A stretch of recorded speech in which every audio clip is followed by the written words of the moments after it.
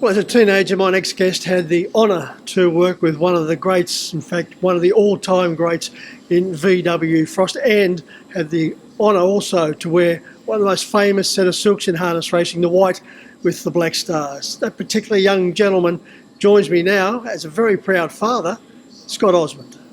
Well, Scott, great to catch up with you after all these years. Before we have a look at your career and also the wonderful times you had with Vic Frost, your daughter Taylor's doing a wonderful job at the moment. She's currently in the top 10 with the female drivers. Yeah, Mick loves it down to earth, mate. She can't get enough of the horses, and look, we're pretty proud of her. She's doing a great job out there. And that first win, she knocked off Dad. Yeah, beat me on the line. I thought I was going to catch her all the way down the straight, mate. The post got there too quick, but I'll tell you, it was a great moment. I did say to her, you got your first photo on the wall, but I've got me facing it to spoil it. Well, Scott, you also had a wonderful career getting your photo with these wonderful colours on, the black stars.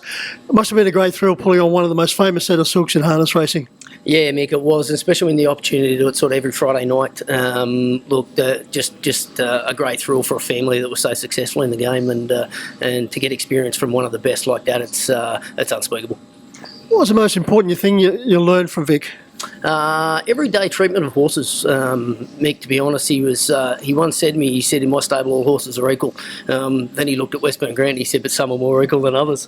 But I'll tell you what, mate, the way their horses were treated were just phenomenal. Yeah. Wasn't he a great horse spot? He was unreal. I remember getting out of bed there one morning and I said to Glenn, I think we were having dinner one night, and I said, I'm still going to get that horse out the next day and I'll take him down and work him tomorrow. He said, do it. I got out, we worked a few in the next day and I grabbed him out of the bottom paddock, took him up and jogged him. Yeah. How did the opportunity to come about to work with Vic? It was actually through an ex-steward at Canberra, John Anderson. He knew Vic fairly well, and he approached Glenn there one day and said, there's a young fella down at Canberra that's pretty keen. I think I was only about 15 at the time, 14, 15. And Glenn said, send him up. And from there I went up to school holidays, and to this day we still remain good friends. Must have had stars in your eyes at 15 years of age working with one of the greats. Yeah, it was phenomenal. Just great to watch. You just had to get in. You couldn't stand back and watch. You had to get in and learn the hard way. But never such thing as a dumb question. Things like that. He'd always be happy to listen. I remember travelling home from the trots with him many a time, and you'd just rack his brain. Yeah. As far as Westburn Green is concerned, apart from him, there was just a production line of outstanding horses. Yeah, there was, Mick. I mean, you had Westburn Grant, you had Corralta Nuke onto Patchwood Star. Before that time, I suppose, you had Glen Thunder and things like that. They were a little before my time, but it just moved on to phenomenal horses, and they constantly had a good one in the stable. What was it like to drive Westburn Green in track work? All I done was jog him, mate, to be honest. I pulled him out of the paddock and I threw him down the track and I gave him 3 or 4 laps jog, but just to sit there and sit behind a horse like that, like I said, he was a big stallion back then and he was standing, but he was just a true professional. He probably should have been off his head as a stallion, but he wasn't. You harnessed him up, he walked to the track, he stood there at the bottom of the track, he whinnied and away he went. You knew when it was race time. What was the best horse then you drove for Vic? Look, there was plenty of good ones there. Very tricky, Fizzy's Adam, horses like that in my day were very handy. They were Harold Park every Friday night. We got a lot of winners together on them sort of horses. Geez, I used to stand there and watch Patchwood Star and horses like that. You'd drive them track work every second weekend. They were nice horses. I don't think I got a chance to drive Patchwoods at the races, but it was just constant metro horses, yeah.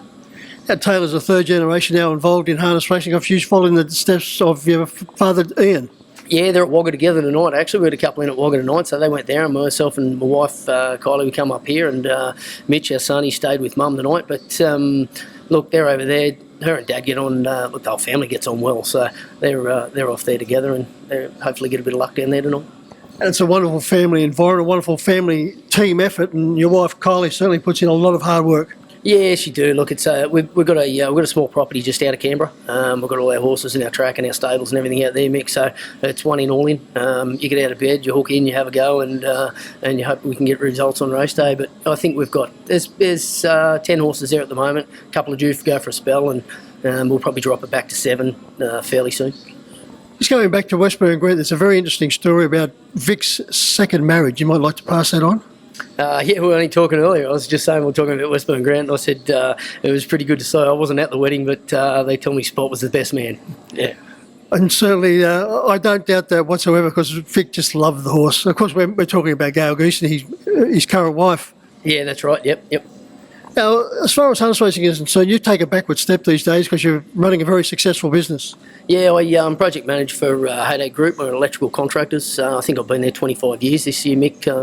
Yeah, that keeps a roof on our head. The horses have always been a hobby, been an interest, and like I said, a family interest. So, look, it's a very hard game, especially down in our area. There's a lot of travelling to be done. So, yeah, we stick to working 5 days a week. My wife works. Dad comes out, and he's retired now, so he gets out and does the joggers and, the horses that work on their own through the day, and we hobble up in the afternoon.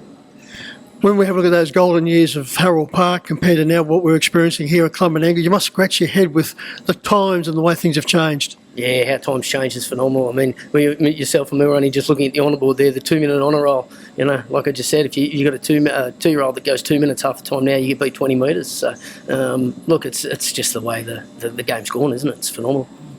Scott, you're here tonight driving Six Again, which is trained by your dad, and no matter what Six Again does throughout his career, he's going to hold a very special place in your heart.